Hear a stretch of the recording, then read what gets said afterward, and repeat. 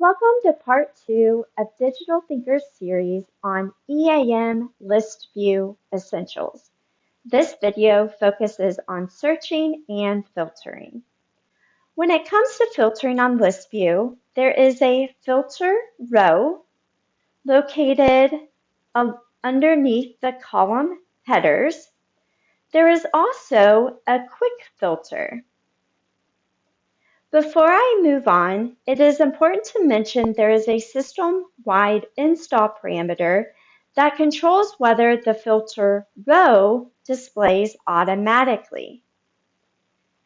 If you do not see the filter row, you can click the Show Filter Row checkbox in the bottom right corner to display the filter row.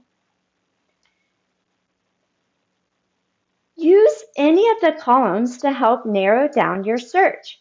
I recommend not inputting all your search information in at once. If you do, you might miss what you are looking for because the results depend on how the information was entered in the system. If I am looking for work orders related to noise, I can type in noise in the description. You do need to be mindful of the operator. There is a system-wide install parameter that controls the default operator for your EAM environment. Also, depending on your user settings, you may not be able to run a contains search.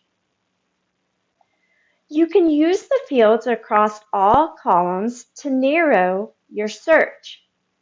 If you want to start a new search, you can quickly clear the filters. In the bottom right corner is an option to clear, and then you can run.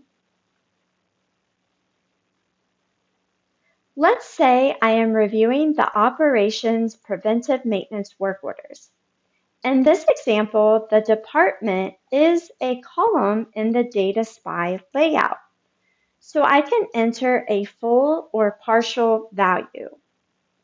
If I then want to filter to only include PM work orders, I can do so by referencing either the PM code or the work order type. In this case, using the quick filter, I am able to refine by the type equals preventive maintenance. Even though the type is not included in the data spy layout, I'm able to access the field via the quick filter. So here our list has filtered. Before we had 10 records. If I look in the bottom left corner, I can now see that there are 5. For queries where there's a long list, you can always click Show Total Record Count.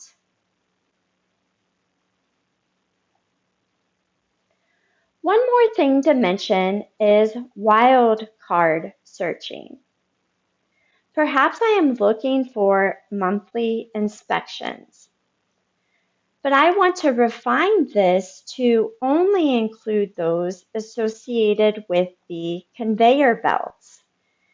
I can use the % sign and then enter belt.